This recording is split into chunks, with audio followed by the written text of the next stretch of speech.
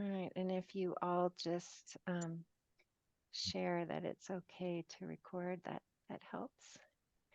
And thanks for being here. Welcome, those that are just slipping in.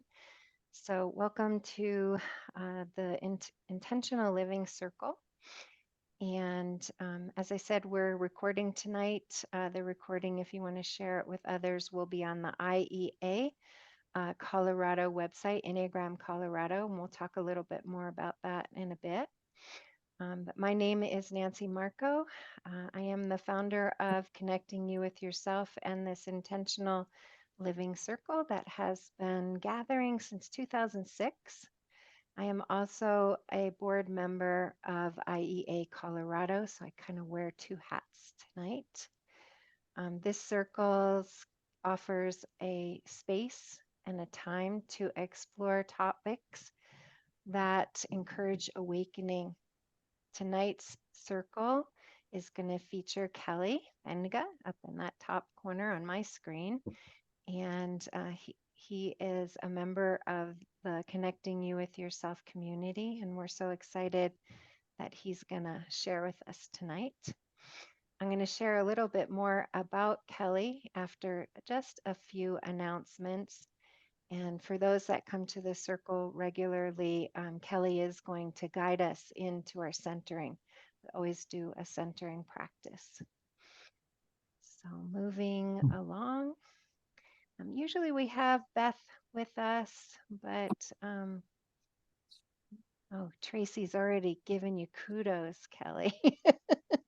Thanks, Tracy. Just looking in the chat. So normally Beth would tell us about Enneagram Colorado, but let's see, John, do you want to? Because I think Justin's recovering. Sure. So Enneagram Colorado. We are a nonprofit Colorado affiliate of the International Enneagram Association. Our vision is a world where all people can grow to their full potential and create joyful, fulfilling, and productive lives. Our mission is to serve as a resource for transforming lives through the Enneagram. Membership dues are just $20 a year, and they include supporting the continuing these free events and helping to create future local and in-person events. So that's very good. You get a tax deduction if you use those. We're a nonprofit. We have access to member-only resources, handouts, articles, video recordings from past presentations, and more as we do more. Being part of the IEA Colorado member directory with access to promote your Enneagram related events. So if you're interested, you want to learn more, support, and connect, yeah, that's $20 is not much. Last time we got a whole free lunch and a great live event. So you never know. It's all very good, and we have wonderful speakers and talks from not just Colorado but all around the country. So yeah, sometimes all around the welcome. world. Yeah. Yeah. Thank you, So John. welcome all. Yeah. John is a fellow board member, and Justin is our board president. He's waving there. Thanks, everyone. Also, I want to mention do check out IEA Global for even more events. If you join IEA Global, it's a little bit more, but when you join there, you also support us here in Colorado. And you also get access to free monthly events that feature some of the same teachers that we have, but also different ones from around the world. And their presentations are often in other languages too. So, a nice thing to consider.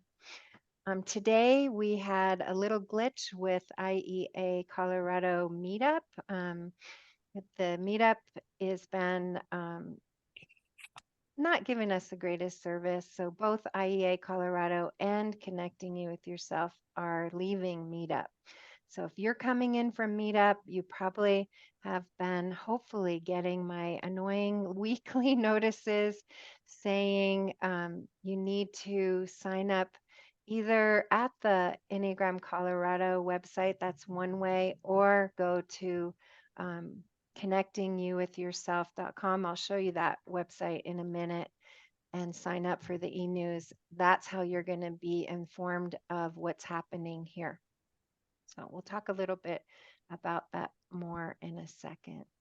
I also want to share an announcement. If you're an Enneagram Colorado person or want to be, watch for an announcement. We're going to have a Zoom follow up from that free luncheon that John mentioned. We took a lot of input and we're going to be sharing feedback back on that. Really quickly, how to support yourself and others. The Enneagram is all about reminding us that there are multiple ways that wholeness is created and the importance of honoring diversity to allow wholeness. And so, from that lens, I ask you to please look at how Kelly has his screen, how I have mine. Few others already have theirs up, and go up to the top right hand corner if you're on a PC. That's where it is, and click on the three dots and rename yourself, adding your desired pronouns. And if you have a type that you are navigating from, you can put that in there too. And Kelly put a great example. She's putting type with a question mark. She's reconsidering her type, re-exploring it. So type is a way that you can use the Enneagram to know where you're on your map, on the map. It's a small part of the Enneagram. There's a whole bunch more to the Enneagram than type. So, but when you know your type, you know why you do what you do, and you understand the motivations, the fears, the things that are positive, the things that keep you captured. Also, manage your audio tonight. I know some of you can't use audio and listen, so if you can turn on your video. If you can turn on your video, do turn it on. If you can't, that's okay.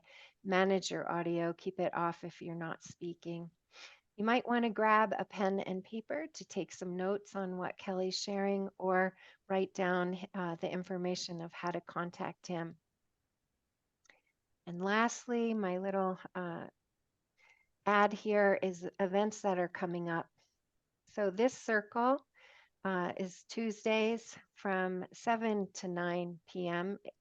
I used to do it every Tuesday night, but I'm not doing that anymore. We're just going to have specific Tuesdays. They don't always run in any concurrent order, but coming up in August on the 6th, Jennifer Andy will be coming and she'll be sharing a presentation on attunement. She's calling it Tuning In. And Jennifer has presented for us several times. She's a fabulous presenter.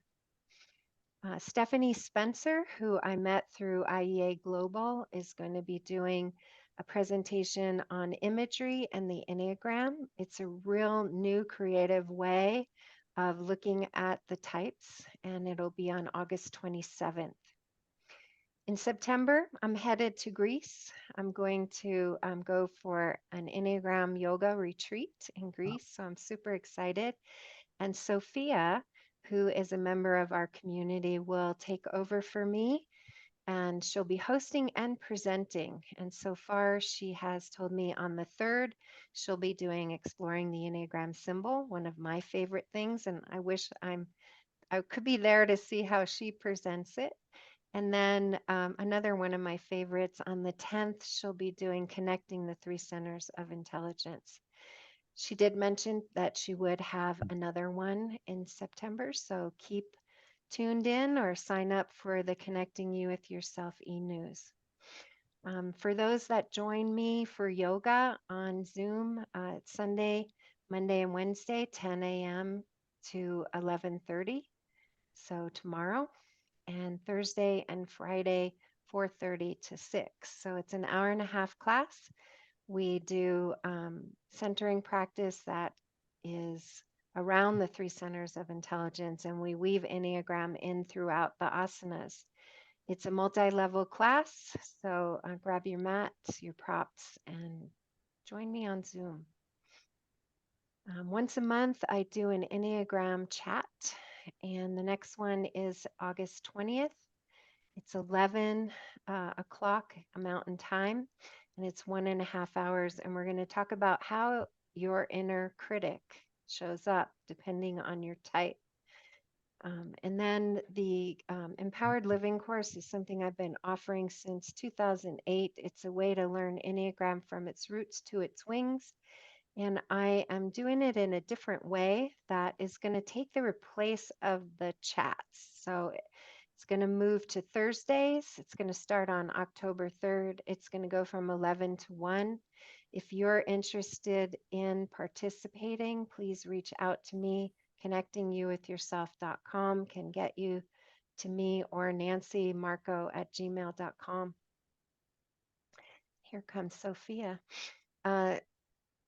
We'll be taking the course which was taught in 6 3-hour group processing sessions, and we're going to be dividing it up probably over a year. So it'll be little chunks.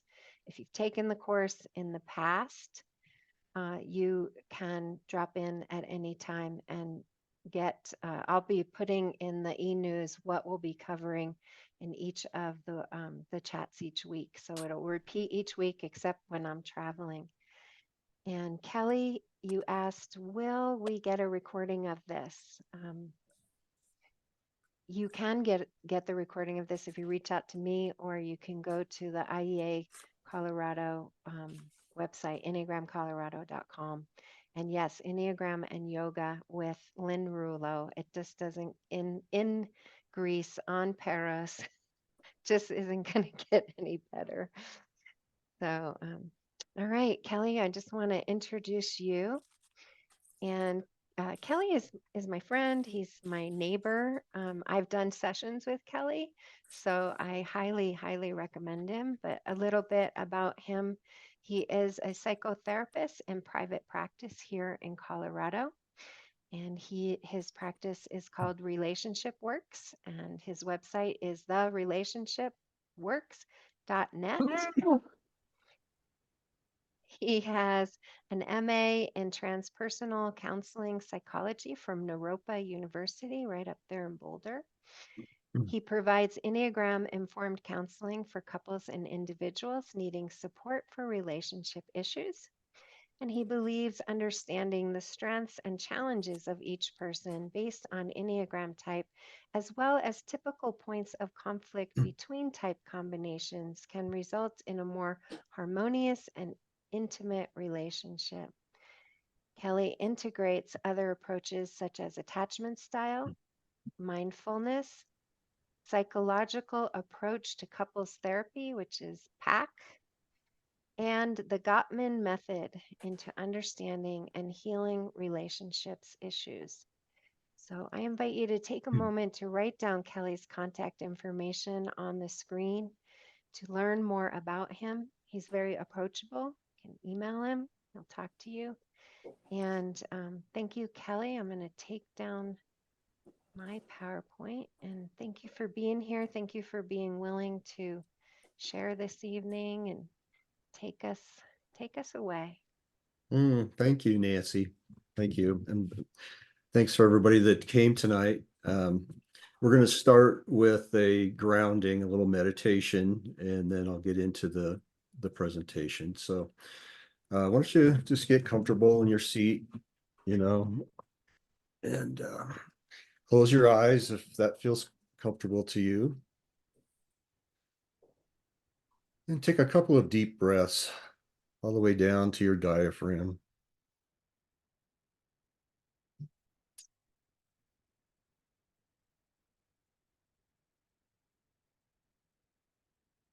And see if you can start to let go of everything you've been doing today,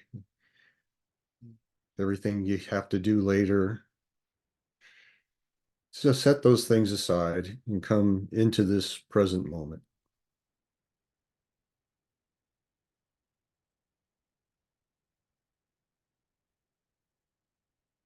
And start to notice your body, Notice how it feels sitting in the chair.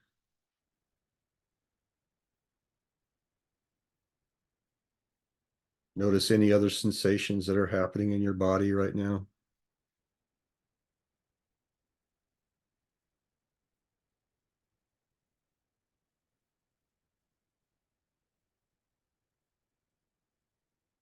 And keep some connection to your body. Let's turn to your head, to your thoughts. Notice if your thoughts have wandered away from the present moment, or notice if they're focused on something happening in the here and now. Could be your breath, could be the other people in this group.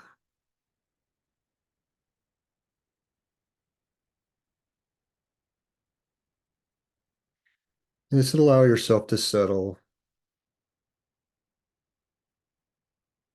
relax.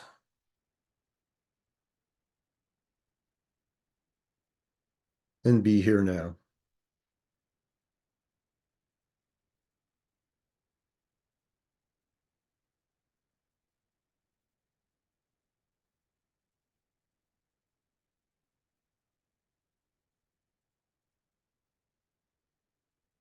And now turn some of your attention toward your heart area,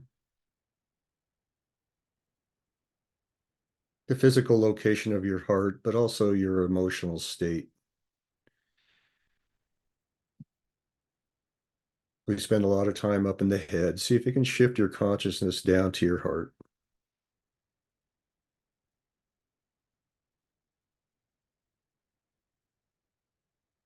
And notice any emotions you might be feeling. Mad, sad, glad, scared, anything at all.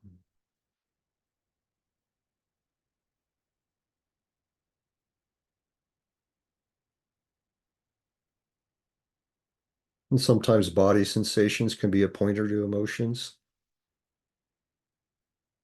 Notice if that's happening.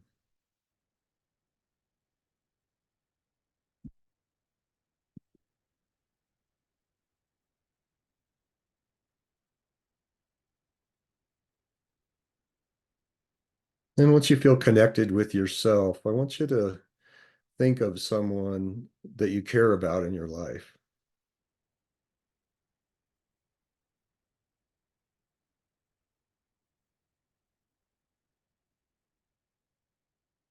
And I want you to imagine that you're seeing the world from their perspective.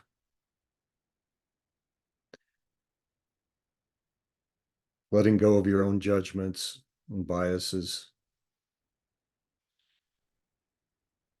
See if you can empathize, put yourself in their shoes.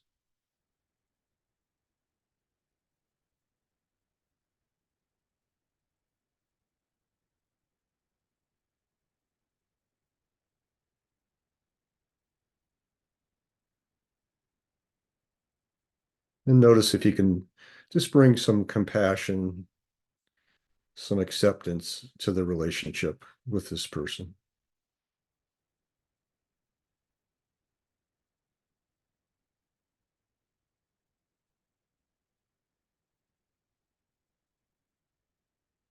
And there may be some noise that comes up, some feelings. That's okay too.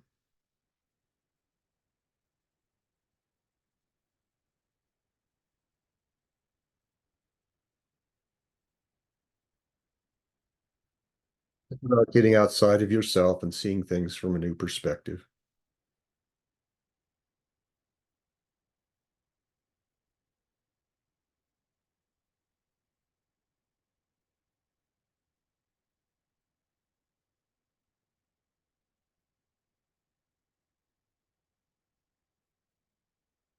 All right, as we come back, see if you can just keep some connection to your body, your heart, as we delve into this topic of relationships tonight.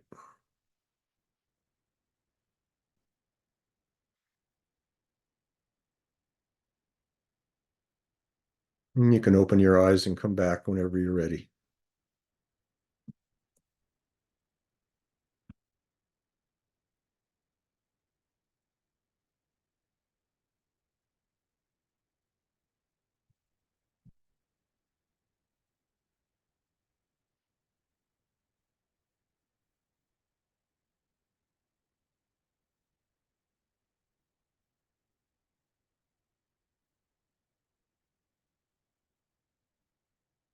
All right.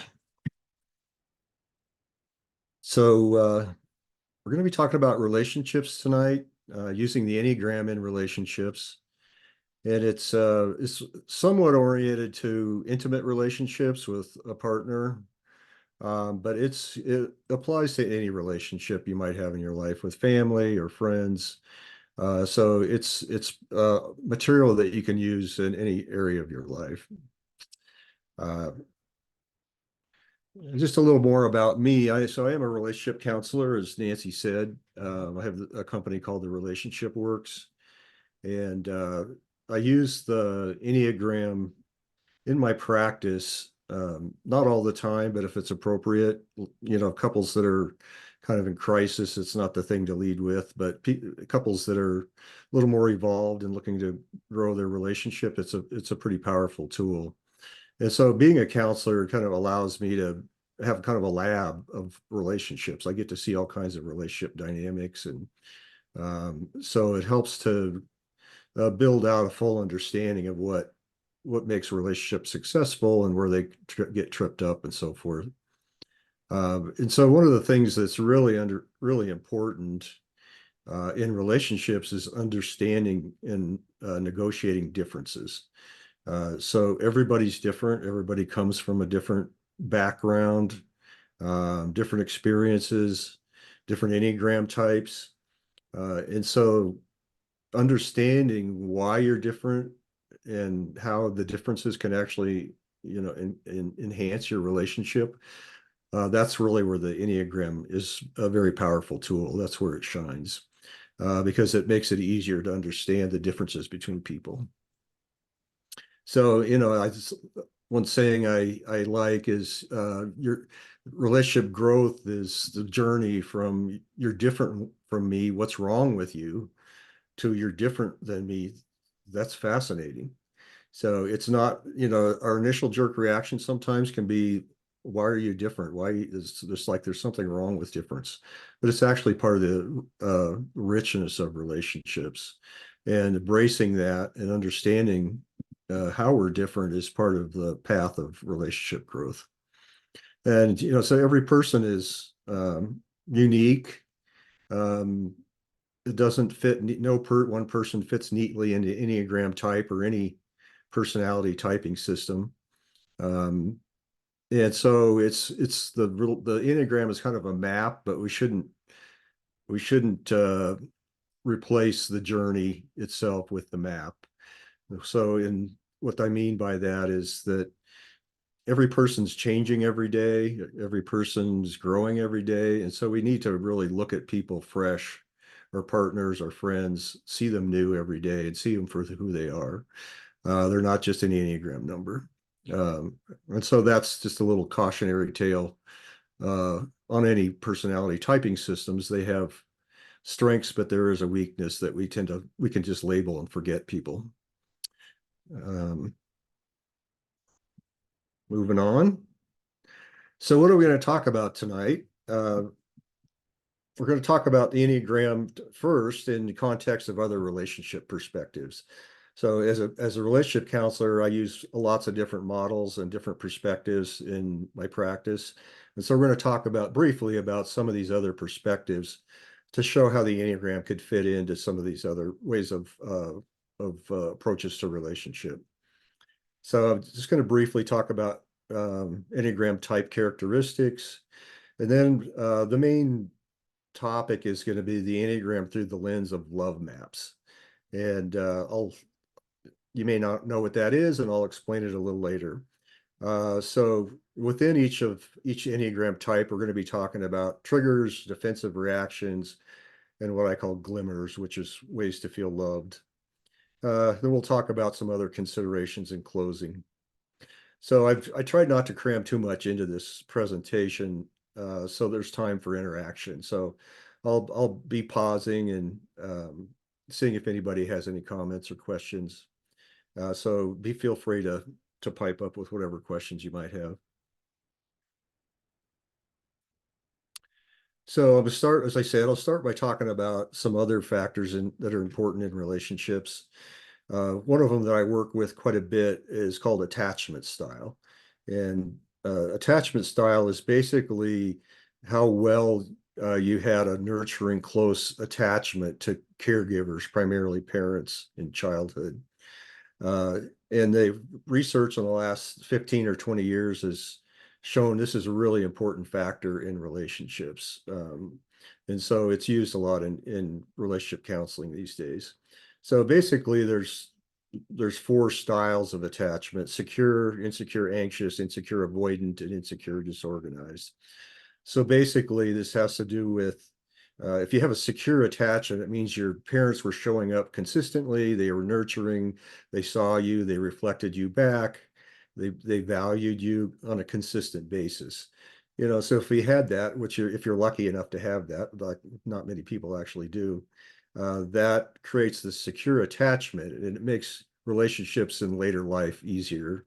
It makes it easier to trust, it makes it easier to communicate, it makes it easier to co-regulate, all things that are good for relationships. If there's holes in that attachment process, where you get some nurturing, some time with parents, but it's intermittent and it's missing sometimes, it creates what's called this insecure attachment. Insecure anxious attachment, which means you're always kind of wondering, are they going to be there for me or not? And so there's kind of a waiting game and guessing game about whether somebody's going to be there for you. And that shows up in adult relationships too. The next one is insecure avoidant, which is where the child kind of decides these parents aren't showing up for me. They're no longer waiting for them to maybe show up or maybe not. They give up on it. They say, I'm just going to take care of myself. And so they become what's called auto-regulated. They don't depend on other people, and they just try to take care of themselves. And then there's insecure disorganized, which is usually has some impact from trauma for that, which I'm not going to go into now. So as I said, these attachment styles play out in adult relationships. So the next item there is previous trauma. So I break it down into 2 types: large T trauma and small T trauma. So the large T trauma is what you usually think of as trauma, you know, severe abuse, sexual, physical abuse, car accidents, abandonment, lots of things that we think of as trauma that make an imprint on the brain, and that carries into adulthood and can be triggered with similar situations as an adult. But there's also the small T trauma that gets neglected oftentimes, which is oftentimes neglect, chronic criticism, boundary violations, belittling, cutting jokes, kids that are just not respected well. And so that can be traumatic as well. And that impacts adult relationships. So the next thing there is nervous system sensitivity. So this is how easily your nervous system gets excited, and gets how easy you get anxious, and how easily you go into a fight or flight response. And again, this can have to do with childhood, but it can be genetic too, just how fragile, or how, I wouldn't say fragile, but how sensitive your nervous system is. And then there's what I call the limbic hijack, which is when our nervous system gets excited to a certain point, what's called the neocortex, the logical part of our brain, kind of goes offline, and the limbic brain takes over. The limbic brain is the center of emotions. And so once that limbic brain takes over, we say and do things that aren't logical, that we regret later. And so that limbic hijack is a red flag when that happens in a relationship exchange. And going on to the next page. So communication skills are important. How we learn to communicate from parents. Speaking with vulnerability. So this is an important thing that'll come up in some of the Enneagram types we'll talk about. Because some Enneagram types tend to be a little more protected than others. But vulnerability is really needed for intimacy in relationships. You need to be able to open yourself up to expressing your emotions, expressing your fears, your thoughts, your needs, and so forth. And that's scary sometimes to do that because there's a danger of getting hurt. So opening yourself up into vulnerability is a communication skill. Can you listen? How well can you empathize with others? Uh, we actually have a part of our brain that evolved for empathy. And it includes some mirror neurons where we actually in our brain can run a simulation of another person. What's going on for them? What are they thinking? What are they feeling? With information we know about that person or whatever's happening in the current situation. So that skill can be developed or not. And conflict resolution is another important part of relationships. So the next one there is masculine feminine balance. So, we all have masculine and feminine energy within us. It's kind of like the yin yang, or anima or animus, and some other terms for it. And this is not related to gender. I mean, men generally tend to have more masculine energy, but not always. Uh, whether it's a homosexual or heterosexual relationship, it's the same. And the reason it's important is because this masculine feminine polarity creates attraction. It's like magnets that pull people together. So if there's some difference in the masculine and feminine preponderance of energy, it actually can create this kind of glue that keeps couples together because they feel this attraction. The next thing there is tolerance for emotional intimacy and autonomy. So this has to do with how comfortable we feel being intimate, being vulnerable with another person. A lot of times we have this like limit. Okay, I can feel this vulnerable, but no further. That feels dangerous. That feels like I'm going to lose myself. Uh, and it doesn't feel safe. And the other end of that is autonomy. How well do you tolerate being away from your partner, away from the people you love? Can you self-regulate and self-soothe when you're separated?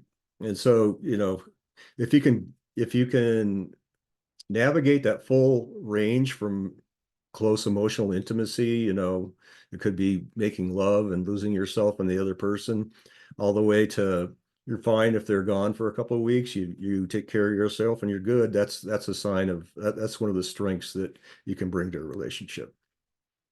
So these are all factors that interact with the Enneagram type um, to form you and your partner's complex personalities. So all these things you can layer on top of Enneagram type that make a difference in how well your relationship's going to function. All right, so I'll pause there and see if there was any questions or comments from anyone.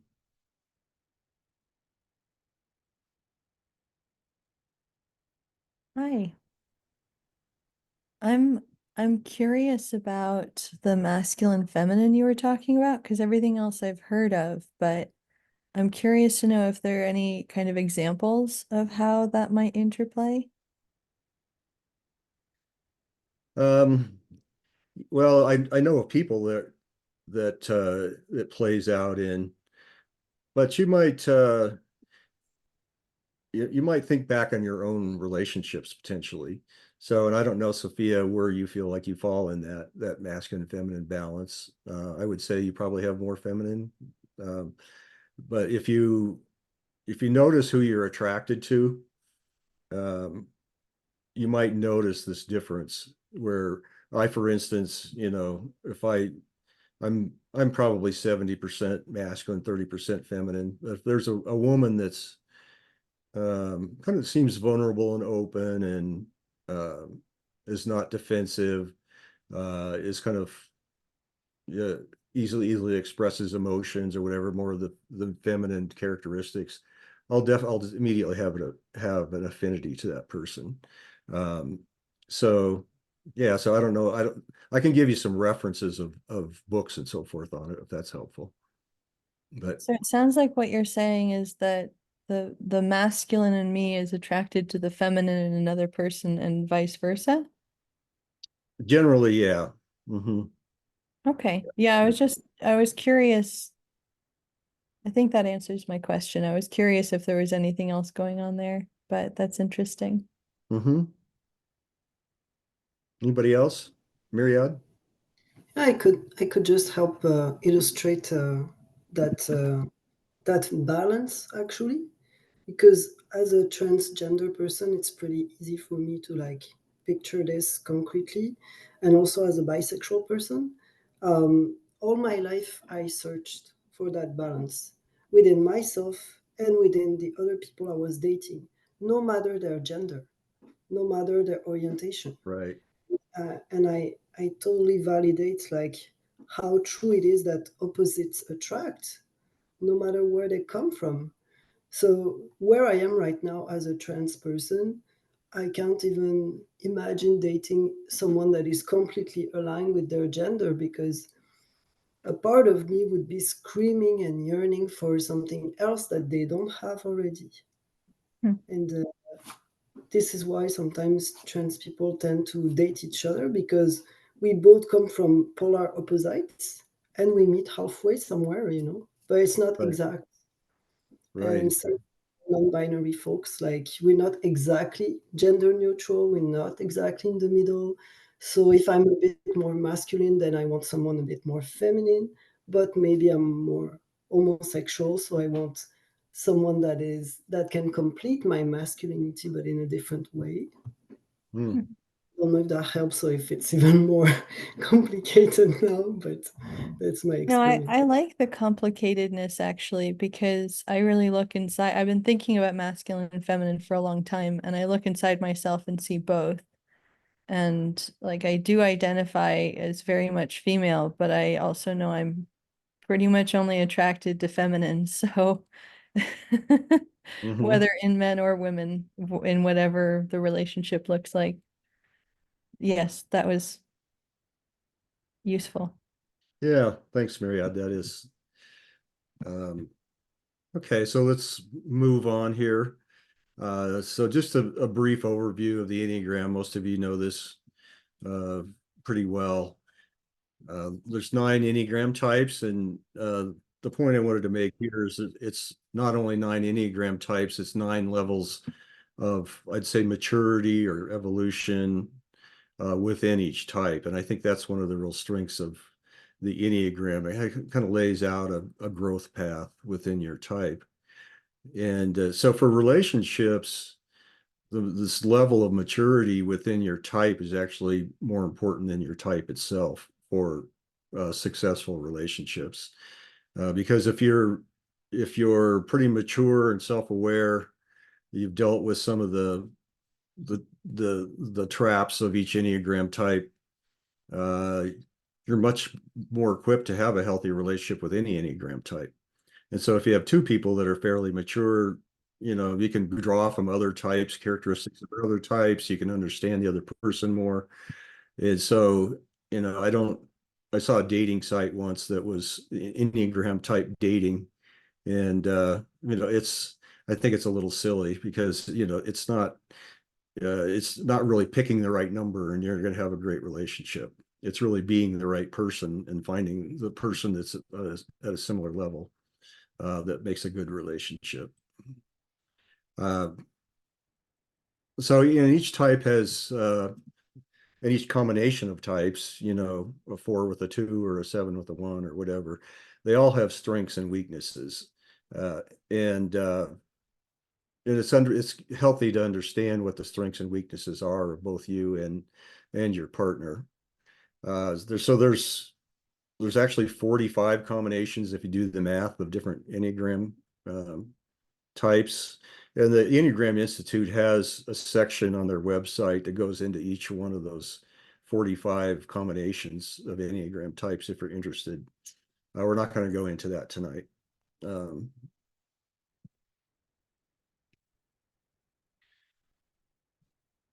and so this is, I love charts like this where everything's in one place, and I can look up and down the columns and across the rows and see all the characteristics. So many of you are familiar with this kind of map of the Enneagram. But tonight, I want you to kind of look at this from a new perspective, or at least different perspective. And that is not an intellectual understanding of each Enneagram type, but we're going to practice empathizing and putting ourselves in the place of other Enneagram types in the service of relationship. That means it's kind of a shifting out of your head from, oh yeah, ones are perfectionists, to, oh, what is it like to be a one where they feel like they need to be good all the time and they're seeking perfection? What is it like for them on a day-to-day basis? How do they bring that to relationship? And what would it be like to be in relationship with someone coming from more from the heart space? Just as an example.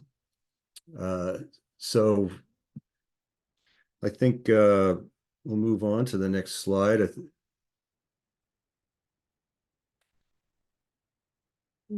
So this is getting to the meat of what I want to talk about tonight, which is the Enneagram through the lens of love maps. So a love map is a term that John Gottman, he's a famous relationship therapist and researcher, came up with. And it's kind of like the owner's manual for your partner. You know, we don't come with owner's manuals. We have to figure it out on our own. So it's really what makes your partner feel loved, what makes them feel seen, heard, and also what triggers them, what upsets them, where are their sensitive areas, where might they have had trauma in the past, or just what do they like? What do they like doing? What do they, so it's really knowing another person at all levels. And it's, and Gottman calls this a love map. So, and if you're in relationship with someone, it's good to have an idea of the love map for them. It's just as important to have a love map for yourself too. Understand how you feel loved and what triggers you and so forth, just for your own personal growth, and also so you can communicate that in a relationship. So as I said, the love map includes triggers, defensive reactions, and glimmers for your partner. And so these are the things we're going to be talking about tonight for each type. So a trigger is any kind of upsetting communication or action that causes fear or anxiety, or if it's extreme enough, it'll cause this limbic hijack I talked about, where your logical mind goes offline and you're just responding from emotions. So that's coming from a trigger, and we all have these trigger points, some more than others. They come from experiences from the past when we were wounded, maybe by parents or past relationships. And so it's good to know what they are. And we can all work to try to reduce the charge around triggers, but they're not going to go away completely. And it's good to know what they are, both for you and for your partner. So when people are triggered, they tend to go into a reaction of a certain style. And I call that the defensive reaction. It's a little bit different than the defense mechanism that we talk about with Freud's defense mechanisms. It's related, but it's really about how you react in relationship when you're triggered. So we're going to be talking about that, the go-to strategy to defend ego when triggered. So that's really what's happening. We have the sense of self that we feel like we need to defend. We need to feel okay. Need to feel like we're all right. And so we'll defend that sense of self or ego in some way. Kind of the flip side of that is defensive, is glimmer. The flip side of a trigger is a glimmer. So that means something that helps you feel good, helps you feel seen, loved, secure, appreciated. It's like that feeling, like, okay, this person gets me. I can be myself with them. That's kind of the glue that holds a relationship together, is having enough of that versus the triggers and defensive reactions. So knowing your love map and knowing your partner's love map helps you to empathize with with yourself, but primarily with your partner. How do they see the world? What's important to them? What upsets them? What are their priorities? And so having this love map helps to deepen emotional connection and strengthen relationships if you're aware of it. So that's kind of the background of love maps. In particular, we're going to be talking about different love maps for each Enneagram type. So I'll just pause there, see if anybody, before we dive into the types, anybody have any comments?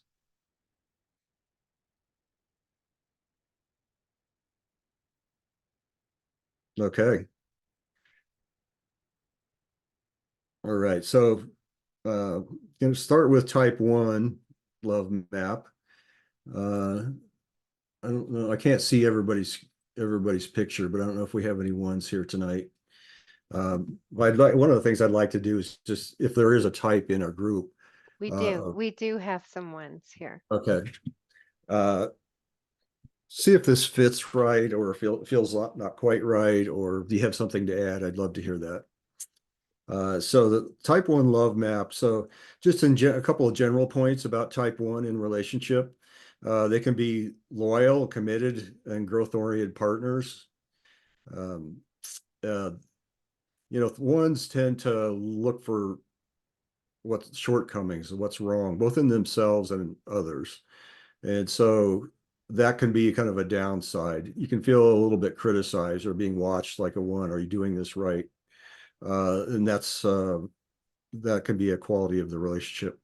So for 1, if you are 1, or if you're in a relationship with a 1, they tend to be sensitive to criticism, not doing it right. Like if you say, all types are sensitive to criticism, but 1s can be a little bit more sensitive because they have this high standard they're holding themselves to, and they're trying to achieve. And having their beliefs and motivations challenged, because they have a high attachment to their beliefs and motivations and views on the world. So if you challenge that, it can be a trigger. Or they also have high ethical standards typically. And so if they perceive their partner to be unethical or dishonest, that can be a trigger as well. So, and this isn't an exhaustive list. There could be other things that could trigger a 1, but these are some typical ones. So defensive reactions, they may express anger with sarcasm or irritation, and may bring up long-standing grievances. It's kind of like getting back at you for you bringing up something. They're going to bring up something to match it with. So this is not the only way they might react, but these are some typical ways they might react in defense. So what can you do if you're in a relationship with a type 1? The glimmers appreciate their pursuit of justice and fairness, because that's important to them. They're going to feel good if you appreciate that and notice it and so forth. Letting them know they are lovable even if they are imperfect, because they have a high standard for themselves. Being accepting of mistakes, telling them they don't have to be perfect, they're lovable just the way they are. That kind of thing can be helpful to help them settle and let go of this self-judgment. And remind them that the goal is to be whole, not perfect. So it means just be your whole authentic self and embrace all of who you are, even if it's not perfect, even if you make mistakes. All right, so who's the 1 here, Nancy? We have a couple. We have Donna. We have Yan Lee. We have Carola that I know of. Leona, are you type 1 too? I'm also a type 1. Yes. Okay. Yep. I'm a type 1. Okay, you've got several, Kelly. Lots of them. Yeah, anybody have a comment, or this fits or something else fits? Or Well, type 1 people from history, Plato, Gandhi, also Nelson Mandela, and of course, Jerry Seinfeld. So we're in good company for being number ones. Type 1, I've noticed that, well, I'm like 100% type 1 with the wing of 2. So this can be, if I'm not 100% making other people happy, I feel there's something wrong with me, and this can be a very hard thing for me to do. Mm-hmm. Mm-hmm. And which I know the standard is like mission impossible, but I still strive to make that. I wish I don't really have that need, it's just, it can be very exhausting if I don't learn to put boundaries and limits on myself. Just accept me as I'm a human being. There are things I don't want to do, and it's okay to not want to do them. Mm-hmm. It's very important because it's so important to me to do what is good all the time. But then it's hard. It's very easy for me to not attach to my own emotional needs, my own feelings, or my values, or even treating myself just as a human being. That is not possible for me to do what's good and right all the time. It's Right. I have to like almost have a conscious check, being very conscious about the human side of me, that I'm still good. Mm-hmm. Being who I am is good, and that's good enough. Yeah, I think exactly. that's a constant struggle for me, Mm-hmm. and I certainly don't really want to have that expectation on others. But I think when I am like that with myself, it's a mirror image of my belief system that I project on other people. And Right. Yeah. and it's very hard and critical on other people, and I don't like that. So Right. Yeah. So a partner that's accepting and allows you to just do and be what you want rather than meet this high standard, is forgiving. That would be a good partner for you, sounds like. mhm. Anybody else? I'm a 1, and I would say that your love map really resonates with me. And when I think about the shortcomings that I've had in relationships, I definitely believe that it's over responding to my triggers. So I think it did a good job of outlining like the way a 1 sees the world. Mhm. So I would give you a thumbs up on this, Kelly. Thank you. Mm-hmm. All right. Kelly, I'm just wondering, with the Myers-Briggs, there is a movement that a person can experience over time, getting more into their to their inferior function, and actually it's not static. And just wondering about the Enneagram, if you perceive it as being static, that you are born as a type 1 and you will die as a type 1, and these are going to be the triggers and the defensive reactions and glimmers. Hmm. Yeah, well, I think, Nancy could answer this too, but I think you are a certain type your whole life, but it's not, I wouldn't call it static, because there's a growth path within each type, where you'd be, if you, as you mature, as you maybe take on some qualities of other Enneagram types, become more broadly based, you're probably not going to be triggered as much.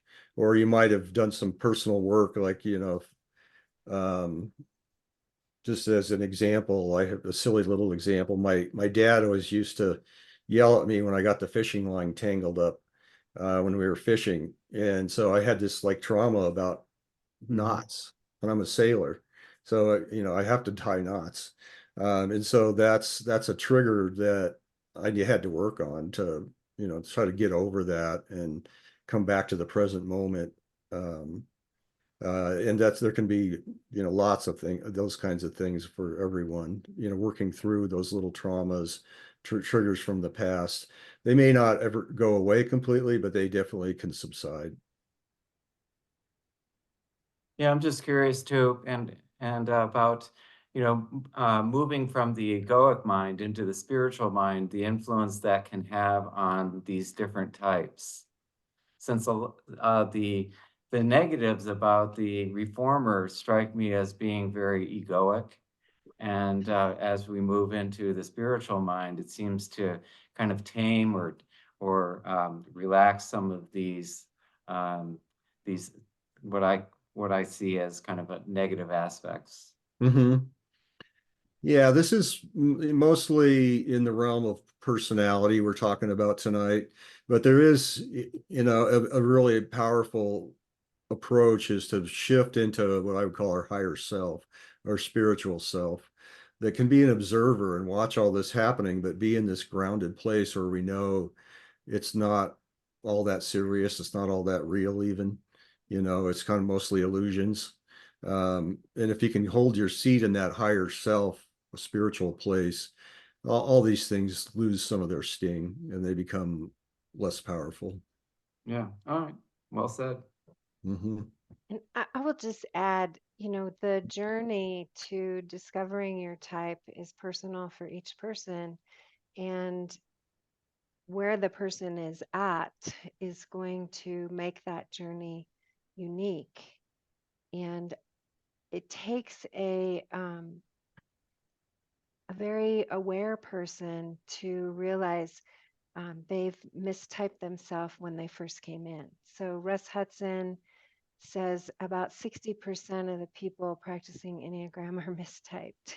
So that's how common it is. So often we will type out as a wing or a growth point or stress point that is more comfortable, or a type that is a lookalike to our type, because we don't want to do that deeper exploration. So um, you might find in the Enneagram that someone comes into the Enneagram and thinks they're one type, but after they stick with it and really dive deep and do more learning, they may discover, oh, I've mistyped myself.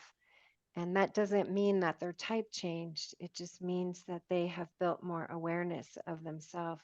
But nothing in the Enneagram ever is stagnant. It's always about understanding choices. And am I in a contracted state, which is what you're noticing as the negative, or am I in an expansive state? Arlene has a question. Kelly, is that okay? Sure. You. I was looking at one of your earlier screens and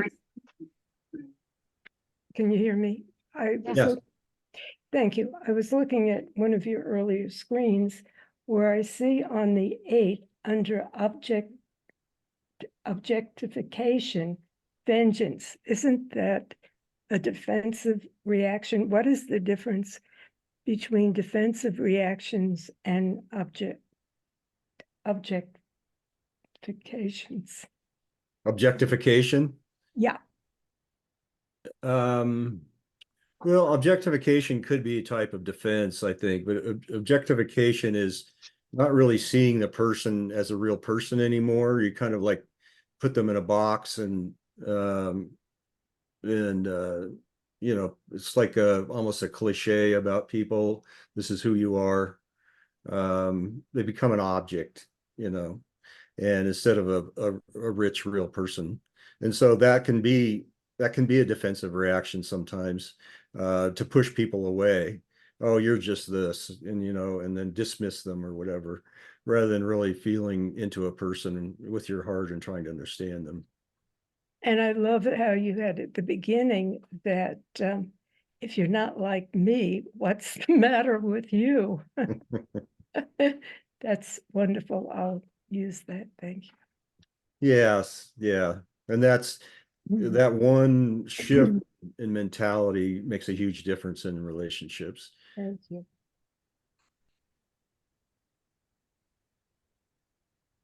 All right, well, let's move on. Oh, Tiffany had something she Oh, wanted go to ahead, share, I Tiffany. think.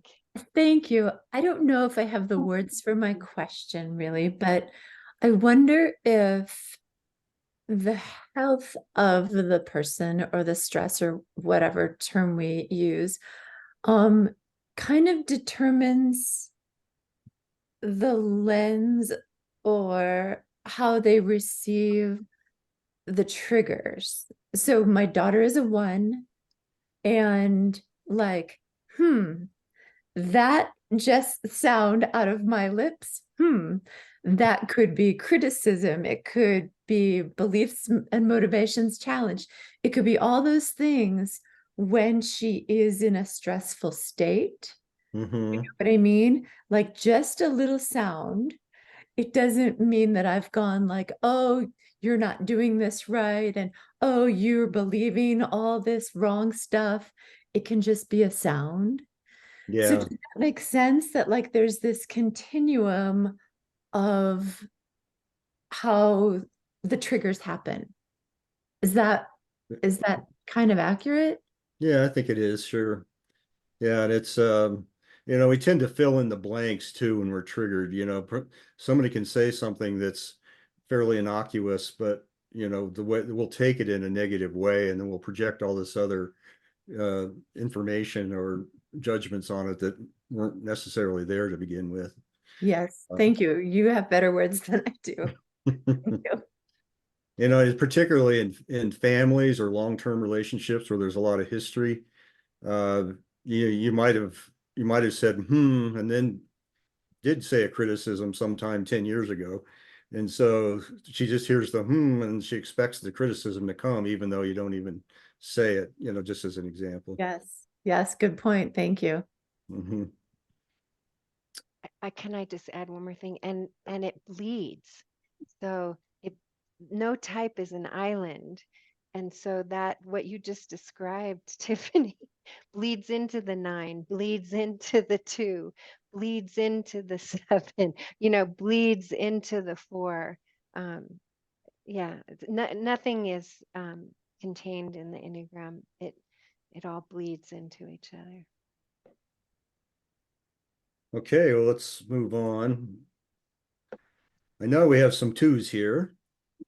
So 2s are known for being warm and compassionate, supportive, romantic partners. 2s put a high priority on relationship, more than other types. The downside of that is they can kind of over focus on a partner, and be too much into what's going on for them and lose some self-awareness, what's going on for themselves, what they need, so forth. They can be somewhat self-forgetting. They do need, I wrote this, maybe you don't disagree, but I do think 2s need to be loved and appreciated more than other types. All types need to be loved and appreciated, but it seems to be kind of a core value for 2s. So triggers not be acknowledged for efforts on behalf of their partner or anyone really. So that particularly at the lower functioning 2s, it's not just a free giving of time, love, whatever it is. It's kind of there's a hook to it. There's an expectation of reciprocity. And so if they don't get acknowledged or reciprocated in some way, that can be a trigger. Feeling like other people or endeavors are more important than they are in relationship, because they value relationships so highly, if they think they're a lower priority than they're putting on their partner, that can be a trigger. And 2s need to feel included. They need to feel like part of things, that they're liked, that they're loved, that they're appreciated. And so if they feel rejected or unliked or excluded, that can definitely be a trigger for 2s. So defensive reactions, initially it's probably, as I said, repression of feelings and needs. So they kind of repress their own feelings, their own needs, and focus on the other person and what do they feel, what do they need. Going a little further, they can resort to control and manipulation to get the person to do what they want them to do or be how they want them to be. And so the glimmers for a 2 being noticed and thanked for efforts on behalf of their partners and others. So it's my partner Elizabeth, who's on tonight. I've just gotten the habit of thanking her as much as possible and saying, yeah, appreciate you. Probably not enough for her, but I try. But that's important for them. Having love expressed through words and deeds, they appreciate, 2s really appreciate expressions of love, whether it's a card or, just saying I love you or whatever it might be, or doing something, cooking dinner, bringing flowers, whatever it might be. And having their needs acknowledged. So that's because of self-forgetting, they're not necessarily connected to their own needs, just saying, what do you need? And they may not know immediately. Or if they do say what they need, pay attention, because that can be hard for them to say it. So that's another glimmer. We've got a couple twos, Melina and Sharon and Elizabeth and myself.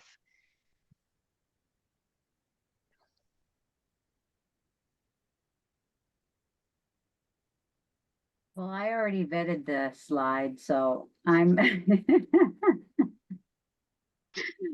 I have very little to add. I'll just add in the uniqueness, which brings in the 5 languages of love, is that every 2 is very unique, and the way that they want to be appreciated, you really need to find out, and then to be really patient with us, because we're so focused innately on what others need that it takes a moment for us to know what we need. And when we get passionate is when we are forgetting our own needs. I like to call it passionate, not angry. Melina, you gonna add? All true. That has been the hardest part of my relationship journey, is taking forever to realize that I didn't know what I needed, and then learning how to express that, and just how elusive that was for me, and how when you're not in a relationship, it all goes away again, and then you're really in charge of, well, what do I need right now? And Right. just how beautiful it is to be focused on the other person's needs just so intuitively, but you forget yourself, and so often it's not reciprocated. It is so important for 2s to spend time with themselves. So important. It seems counterintuitive, but it's so healing. Before you go, Katrina, I'm wondering if Sharon has something to add, just to finish up with us 2s. Oh, you're muted, Sharon. I'm trying to get my camera There you back go. on. No, I don't have anything to add. I think this is very spot on as well. I think that is our hardest challenge, is saying what we need, instead of always taking care of the other person. Mm-hmm. Katrina, you're still muted. You're muted. We're not hearing you. Can you hear me now? Yeah, there you go. I guess I'd like to know from you, since you're a 2 and have been doing this work for a long time, can you say anything about how beautiful it is when you're in your growing edge with being a 2, or just any of the I guess sort of a sense, I don't want to say mastery, but coming into a really beautiful connection with your 2-ness, like how Yeah. that is for you? It's beautiful. It's lovely because we're really kind people. And when we have done our work, we're kind to ourselves. We have kind thoughts and we share kind thoughts. We take kind actions for ourselves and we share kind actions. We have good boundaries when we have done the deeper work, we can say no, thank you, or thank you. We So are it sounds can, like loving kindness expressed in a very authentic way, as opposed to with all those sticky yeah, ways. yeah. Okay. It doesn't have That's the lack that fuels the manipulation. You know, I just posted something on the type 2 Facebook page about the difference between nice and kind. uh, And nice has the stickiness. You know, we're just going to be nice because we're yeah. stuck in the fear around our image, and we're just trying to get you to like me. So I'm going to be Mm, nice to you. Where yeah. kindness is done, you know, freely. It's done from that full heart, from that awakened state, and it has no attachments to it. And I would like to follow up on what you just said, Nancy, with there's a parallel with the self-forgetting, I think, from a place of immaturity and unskillfulness. We forget because we don't want to admit that we have needs and the vulnerability there. But when we're in more of that place that RJ was referring to earlier, of more of a spiritual mind, that self forgetting can be really beautiful too. We can become dissolved into something larger and serving something larger than just ourselves, and the giving and compassion and love is extended beyond something that we want to get from it. So it comes Yeah, from a different place, I it guess. does. And it's such a different journey, I think, for a type 2 than other types, because the type 2 can really get sucked into, you know, the idea of serve others first. Well, that's our trap. You know, where Mhm. other types can really benefit from doing that. And I also think types 2s, especially type 2 women, although the journey for type 2 men is different also, but we, especially of my generation, can really be hindered by gender norms, gender training. You know, Mm. the women are, you know, to be quiet, to be of service, and to be to take the back seat, and not to have the partnership that is what what is right for all of us, or healthy for all of us. Yeah, that's actually a good point, Nancy, because I think sometimes, uh, a type 2 is typically thought of as feminine or a woman. So sometimes type 2 men can have a little bit of a struggle because it doesn't match with what the typical societal image of a man should be. And then the same is true of women that are 8s, I think, because that's the stereotypical male characteristics. Yeah, Uh, so, absolutely. so 8 women can have a harder time. Yeah. And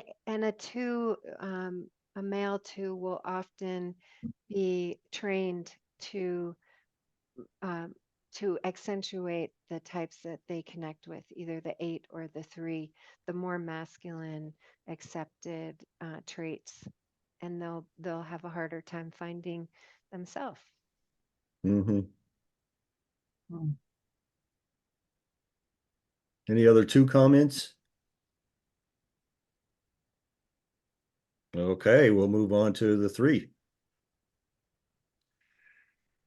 So most of you know that have studied the Enneagram, that 3s have a natural drive for success and improvement, self-improvement, and being successful in life. They want to be seen as successful, not just be successful. They want others to acknowledge that as well, typically. They can be a great cheerleader for partners, because they appreciate accomplishment and success, so they can help motivate a partner to reach their goals and dreams. One downside is they can become so busy with careers and other activities that they don't take time for relationships. And so, if they're paired with like a 2 that might have a high priority on relationship, and that's kind of down a few rungs for a 3 because they're so focused on accomplishment. They're both in this heart triad, but there's a little bit different focus there. That can be a problem. So triggers: not being acknowledged for working hard and achieving goals. Like any type, what's important to them, they want to be acknowledged for their successes and what's important, what they've achieved with what their priorities are. They 3s tend to have a carefully constructed self-image because they want to be seen as successful.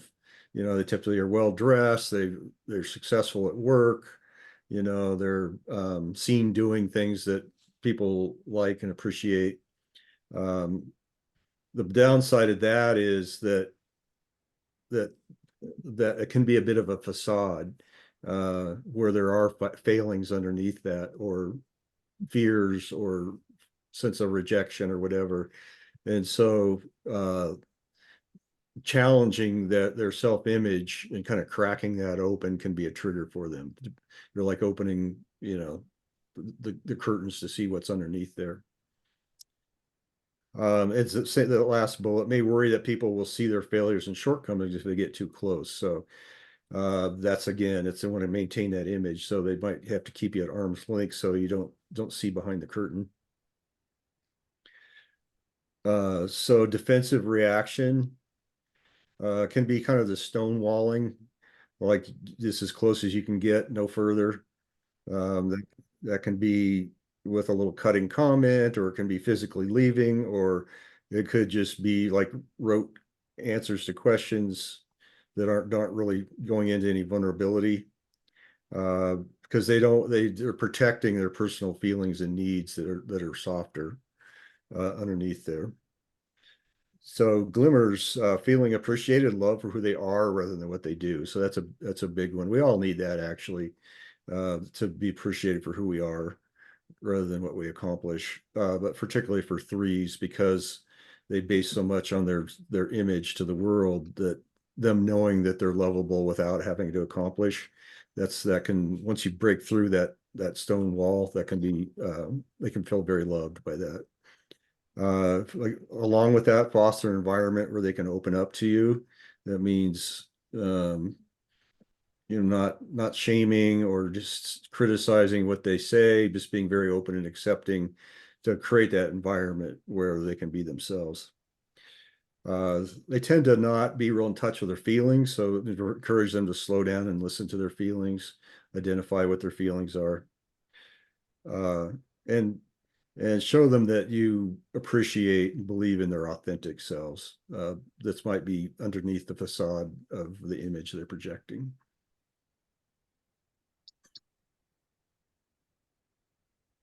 So, we have any 3s here? I don't think we have any 3s. They're all too busy out making money. My 3's upstairs taking care of our granddaughter. But yeah, I will just, I'm married to a type 3. He's very charming. On the upside, he's very adaptable and positive. And on the downside, the arrogance and the defense. So, and Yan Lee, tell us about your husband? She's got a husband. You pretty much just said it right there. I was like, oh, is that my husband you're talking about? Yeah. I know. I think he married me because I always I wouldn't say the word worship. I always his biggest fan.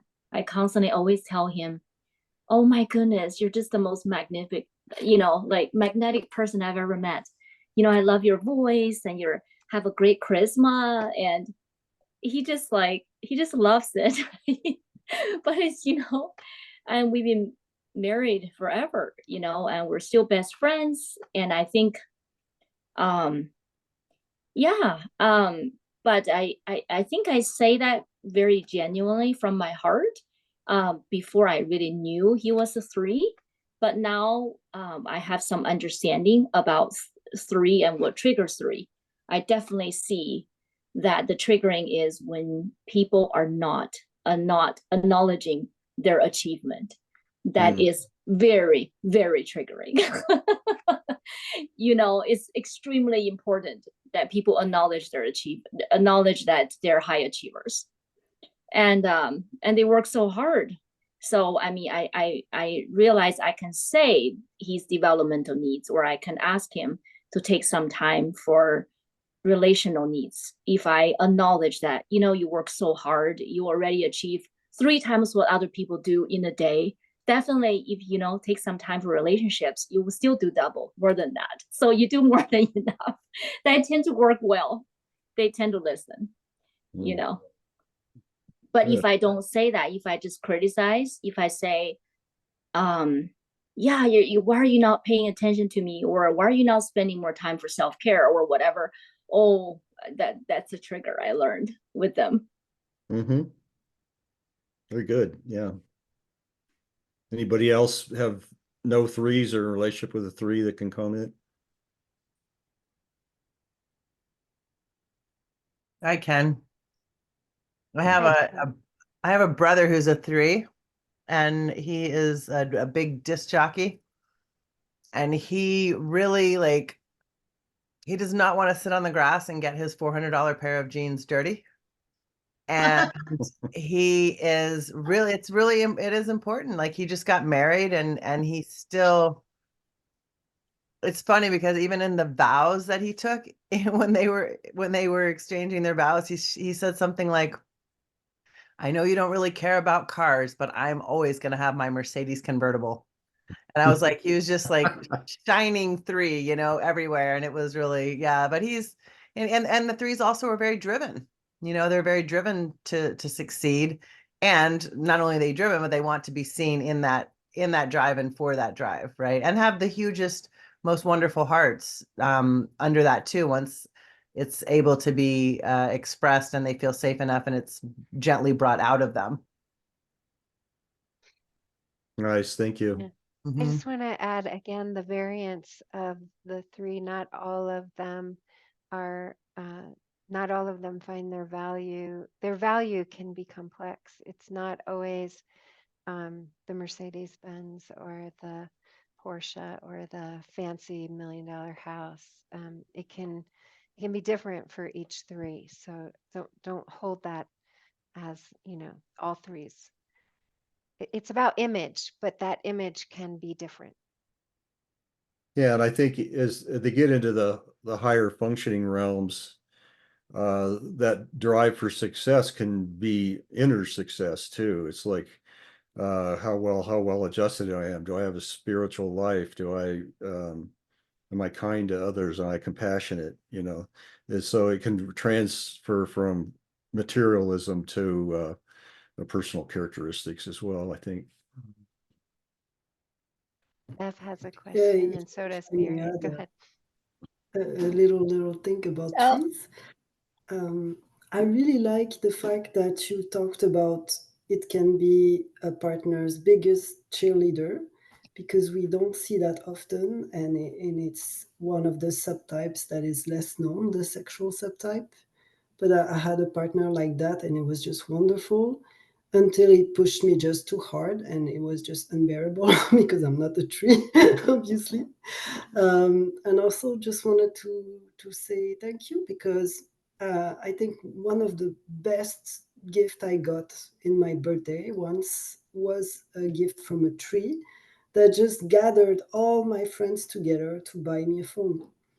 And I think only a tree could have done that, because he felt my needs, and he gathered resources, and it was completely like selfless.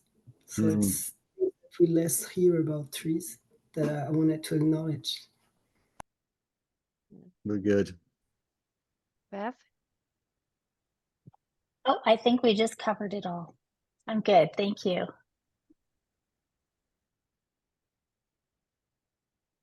All right. Well, let's move on to the 4. It's near and dear to my heart. I'm a 4. Yeah, yeah, so ability to see deeply into a partner, be accepting of shadow parts. You know, 4s are not afraid of emotion, and they're not afraid of the darkness. Sometimes they're even attracted to the darkness. And so if in a partner, It can be very accepting if, a partner's crying, upset, is afraid, a 4 can be right there with them and be supporting of that. 4s can be moody and over-identify with emotions, particularly lower functioning 4s, where 4s can feel they're alive by feeling emotions. So it can almost feel like we're not alive if we're not feeling something. And so that can create this attachment to emotions. And that because emotions change all the time, that means your mood and your outlook is going up and down all the time. I found the antidote to that is what RJ was talking about, having the seat of the higher self that can notice emotions, but you're not the emotions. I have emotions. It can watch them come and go. Thoughts and emotions is a good growth path for a 4. But anyway, so the triggers, discounting or minimizing feelings, being accused of overreacting. Because 4s identify with their emotions, if you discount their emotions, it's like you're discounting them as a person. Or if you think they're too emotional, if there's maybe in a relationship with a 5 or something that's up in their head, they just can be judgmental that you're too emotional. And that just pushes them away and causes a trigger. Being ignored or misunderstood, 4s can tend to feel like they're on the outside already and not really part of things. So being ignored accentuates that. They also 4s easily feel misunderstood, that you don't understand them. That's a typical response from 4. 4s can have low self-esteem sometimes in particular areas. So if you criticize them in an area they already feel bad about themselves, that's going to create a trigger for them. So defensive reactions, introjection, because 4s can be kind of like mergy with other people. They can take on the traits of other people or the emotions of other people, which is a defense mechanism called introjection. But if they get triggered, they can also withdraw, be mistrustful, withdraw, and do this kind of like, you don't get me, dismissal. You don't get me, I'm not going to bother with you. Glimmers for recognize their many emotions and allow space for them, hold them as important and authentic. 4s love to talk, long conversations, good listening with everybody does, but particularly 4s, they like people that are empathetic and can understand them, so they feel seen and understood. Create an environment where they can be themselves without judgment, because 4s sometimes feel like they're not okay the way they are, they're too emotional or whatever. So an environment where they feel accepted is important. I guess I made this point, encourage recognition of their higher self beyond emotions. So that's what I was saying earlier, that we're not hold the seat of the watcher, the higher self, and help them gently to see that perspective.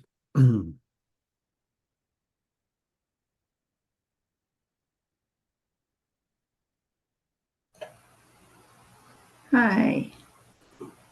Hi, Helen. So, yeah, being a 4, I do have a lot of this I really resonate with, especially that part about being misunderstood and the whole idea of you don't get me, because for a lot of my life that was really true.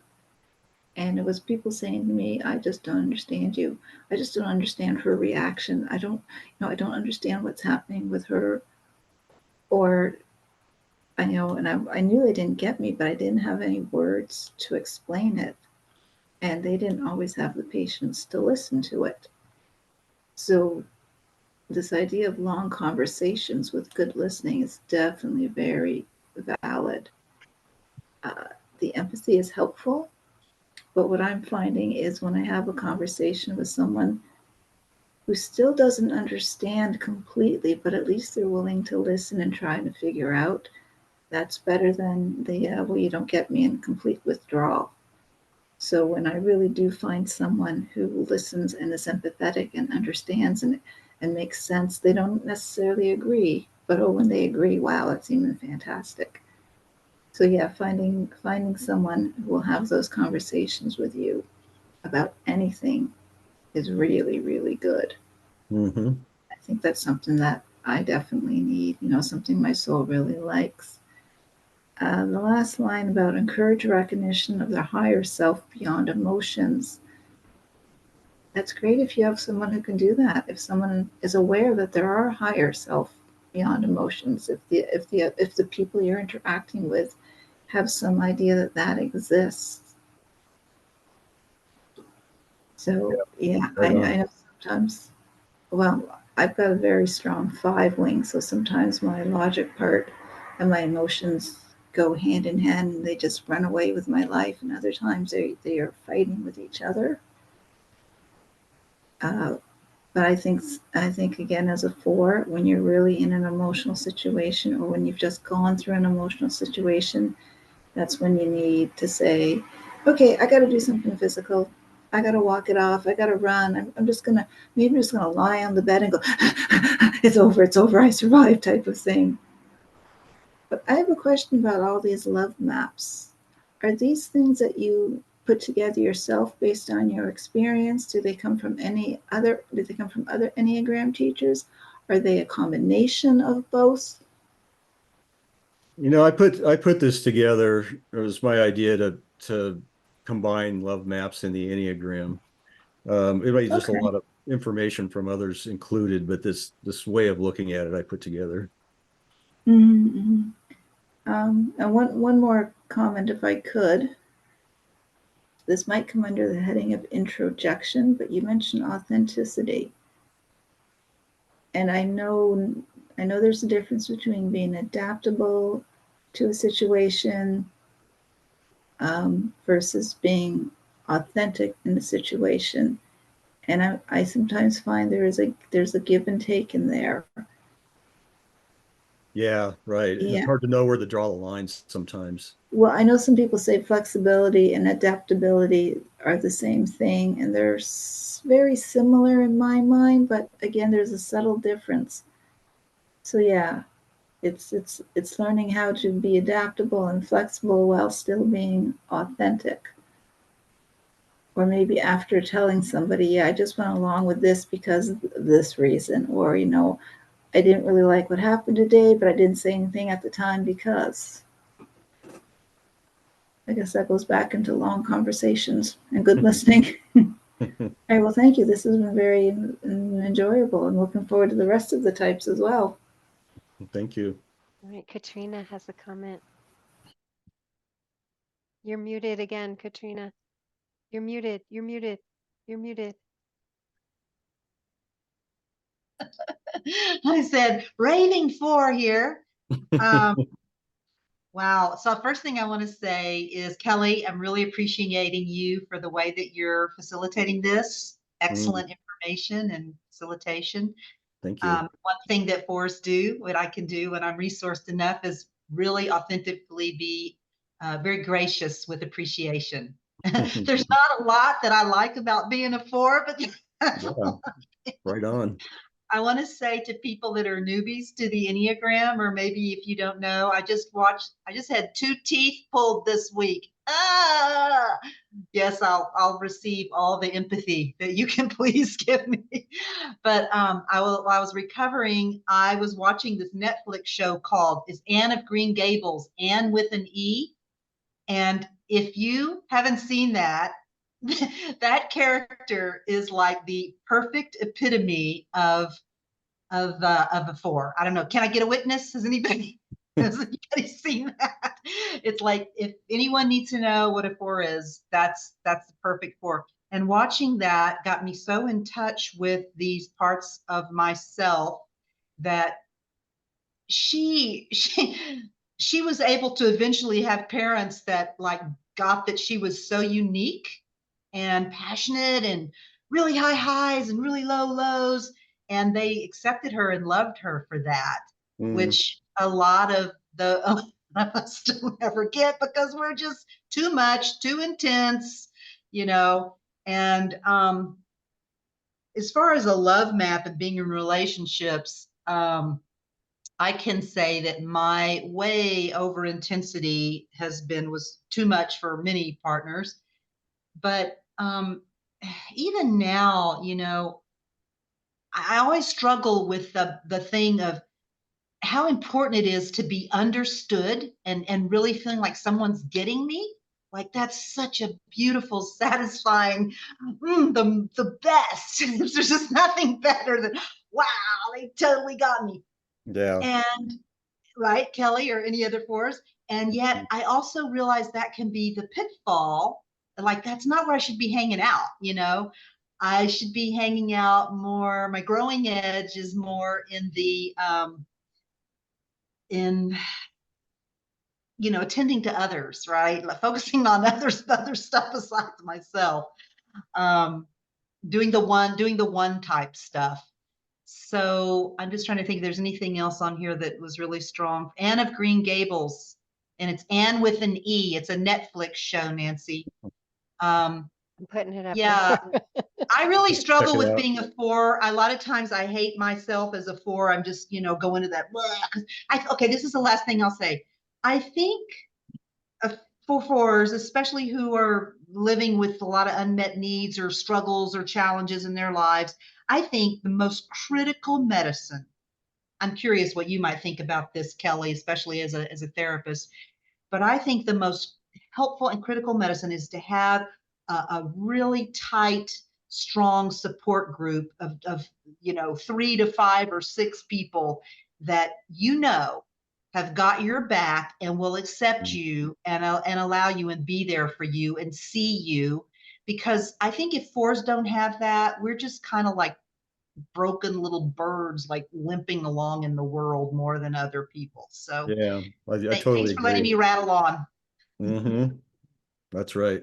Do you have any feedback to what I had to say as a four, Kelly, yourself?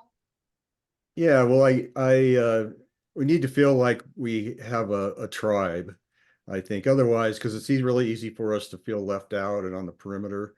So having those people, a group of affinity is really important. So there's a couple guys on tonight from my men's group, and that's one of those places I get that where we can have close, intimate relationships with other men, and they feel like they have my back. So that's totally true. Do you think that's more true than for fours than it is for other types? I don't know. I would guess so. And for me, it's not just having a tribe. It's like knowing that I'm really seen and heard and understood in that group. Yeah. Critical. Okay, well, let's move on. I'll have to go maybe a little bit faster to get through here. Type 5, loyal. They can be loyal, committed partners with a unique depth that can serve as a foundation for a solid, loving relationship. Fives are a head type that can over intellectualize. They love information. They love being up in their head. They can approach relationships analytically, you know, making lists of pros and cons or whatever it might be, and focus on logic, thoughts rather than emotional connection between people. So that can be an obstacle sometimes. Triggers, but fives need independence and personal space. So if the partner's too encroaching or too clingy or whatever it might be, they can start to feel overwhelmed and like back off. They don't feel real comfortable with expressions of emotion. So if you have a very emotionally expressive partner or the partner's asking them to express emotions, that can trigger them into a kind of withdrawal. Breaking promises and dishonesty are triggers. Pressure to make quick decisions. They like to study things and look at all the data and so forth. So if you say, where do you want to go this weekend? And you demand to know it in the next 30 seconds, that's not easy for them. So the main defensive reaction is withdrawing because they tend to feel safer on their own anyway, kind of on their own territory. So if any of these triggers happen, they can withdraw, not necessarily physically, but they can just kind of shut down even with their sitting right next to you. Or they could physically actually, leave and go do something else. Glimmers, meet them in the head center before asking for emotional vulnerability. So some emotional vulnerability is important for relationships. You can't just set that aside and say, oh, we don't do that, because that's a big part of our human experience, is what we're feeling. But you have to kind of go about it in a different way. With fives, often talk about, what they're thinking, and then kind of ease into it. Communicate your needs and listen and validate their needs. Encourage them to move into action and engage in life. Fives can kind of sit back and observe rather than being in part of life. So encourage them to engage in life, not think quite so much, and do a little more. We've got a couple fives, Elliot and Stacy. And there's a question, Elliot or Stacy. Katrina's asking if you can comment on the dishonesty bit. Yeah, Go ahead. I was just going to say I'm really new to the Enneagram, but I would say yes to all of this. I agree. Especially around like that adequate independence and personal space. I think one of the things I know that I've just been working on is around being more emotionally expressive and emotional vulnerability. And so I feel like those don't resonate as strongly as some of the other things on the slide, just because it is kind of a focus of mine to really work on that. And then in terms, I'm not sure exactly what the question is, but I haven't really thought of it as dishonesty. I think of it as authenticity and candor. So for me, it's tell me like it is, don't beat around the bush, be who you are. I'd rather you, you know, just I won't share the words I usually use, but I'd rather you be really candid and frank with me than, not. So I kind of think of it in terms of that. I do struggle, I think, with the breaking promises betrayal a little bit. I do struggle with that. That's definitely something I work with a lot, is this fear of betrayal. Mm-hmm. Okay. Yeah, I think you actually did a better job of explaining it than I did on my slide. So thank you. Elliot, what do you want to add quickly? Well, yeah, I mean, obviously no one likes dishonesty, but I'm trying to come up with an answer that is maybe a little more specific to the five thing. And Kelly, I'm just wondering if you can elaborate on what you were kind of thinking of in terms of that, and why that particularly might be triggering to a five. The dishonesty, or which one? Yeah, okay. Well, I think it's, fives like order. They like things that are consistent and predictable. And so if someone is dishonest, that kind of throws that sense of order out of kilter. Sure. And you can't trust that person. So does that make sense? Yeah, and I mean, it kind of feels time wasting, particularly as a five with an interest in the Enneagram and with the four wing. It's like, it's often easy to develop the sense that I kind of know what's going on anyway. So, like, don't waste our time and try to play games is kind of a thing too. And I don't know how idiosyncratic this is to myself, but once you have a desire for some type of competence or mastery, there can be a certain underlying kind of restlessness to life as well, as you're always aiming at that. Mm-hmm. Some of the other things, about the emotions, I laugh. I was dating a partner for about 6 years, and we actually just got engaged. So, it took a while. And, looking back at some things, there were times where I said, like, and she was a two, so the passion, right, as Nancy put it, was sometimes a part of a relationship, and I remember at one point I laugh at a letter I wrote her where I'm like, if this relationship's going to continue, you need to meditate because like you need to learn to calm your emotions kind of thing. But to be honest, to tie in with kind of some of the things that you also brought up, how it's not just the Enneagram.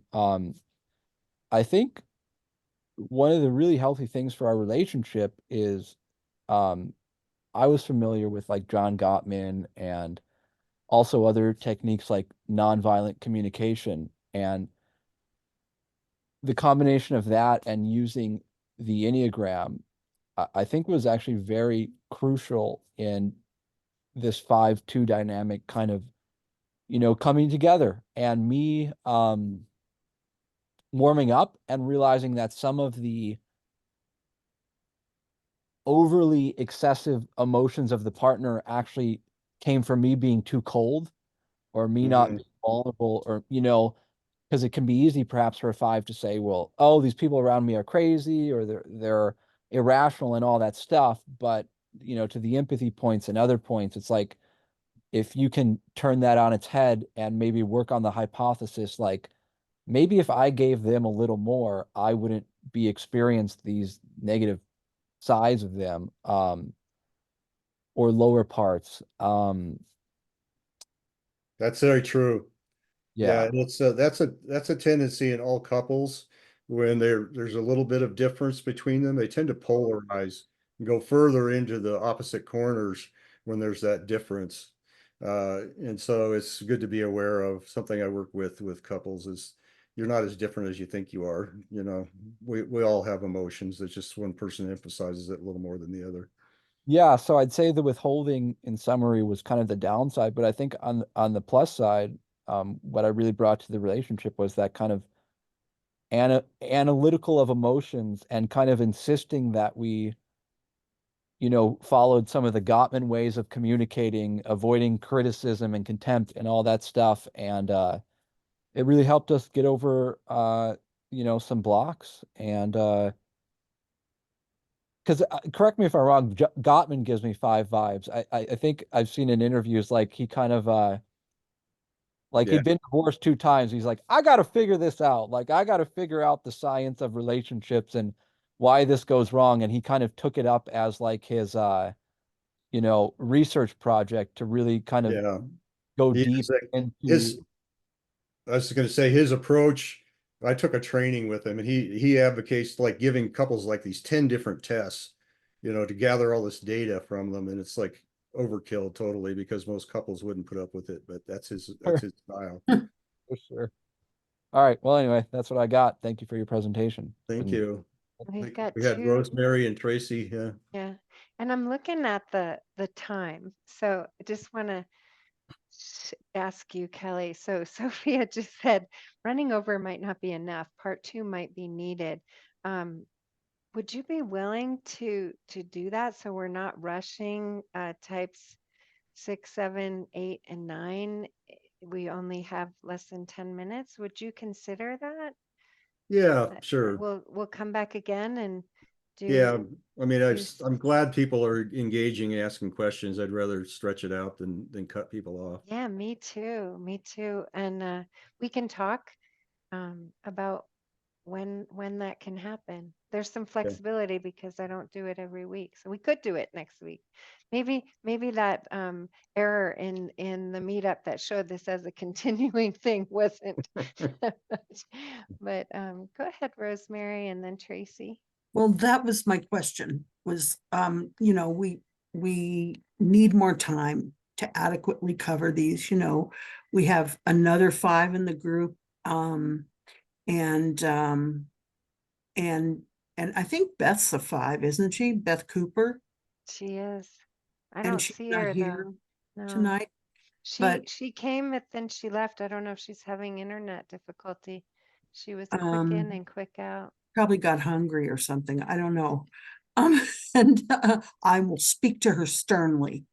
And there's always lots of people who have things to say. So I think it'd be really valuable to have a part 2. Well, I do too, especially for you patient type 9s, that when you start at 1, you guys are the end. I would really, so I appreciate that. Yeah, we have several 9s. Yeah. All right, Tracy, we hear you, Rosemary. Thank you.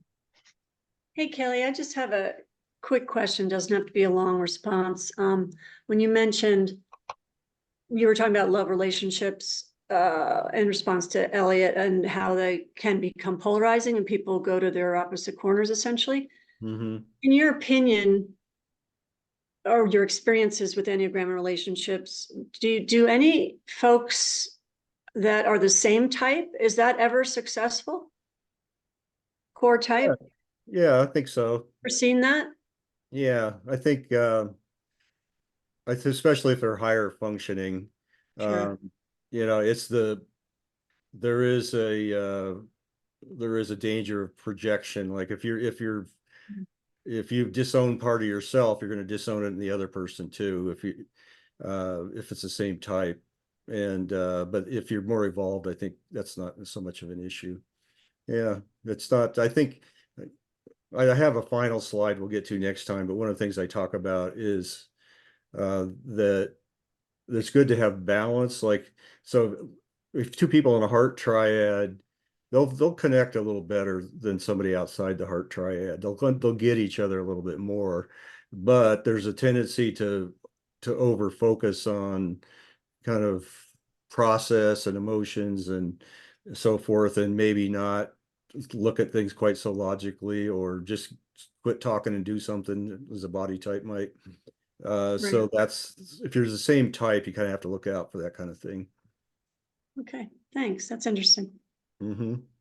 Kelly, I don't know if I just looked Video at and my audio. calendar Yes. and I can do next Tuesday if you can, and then we can. Yeah, that should work if you want to do All that. right. So for everyone, just I'll put it up on Meetup because we've got a couple more days on there on the connecting you with yourself. It won't be on the IEA because that one's already taken down. But yeah, we can finish up. So Kelly, do you want to do any wrap up for tonight? We have 4 Sure. minutes. Yeah, I mean, that's I appreciate everybody participating and thinking about things this way. And yeah, we'll continue the discussion. This is fun. Hey, Kelly, I got a question for you. Mm-hmm. You mentioned attachment styles earlier in the introduction, and I'm seeing some parallels between some of these Enneagram types and anxious attachment style and avoidant attachment style. I'm just wondering if you've done any kind of work on looking at the tendency for some of these attachment styles or some of these Enneagram types to have a propensity towards certain attachment styles. Yeah, I have thought about that, and I think there is some overlap. I've kind of stopped short of trying to kind of shoehorn them together to try to make a match. I think there's enough difference that it's better to kind of look at them somewhat separately, but I agree that there's overlap there, sure. Cool. Okay. And you could say that about the Myers-Briggs too, and some other systems, there's some overlap. Mm-hmm. All right. Any other questions? All right, I'll turn it back to you, Nancy. All right. Well, thanks everyone for being here. I put in the chat, do remember to sign up at connectingyouwithyourself.com. There's a tab that says join the e-news and you'll stay informed. We've got Elliot's coming up. He's going to share a presentation.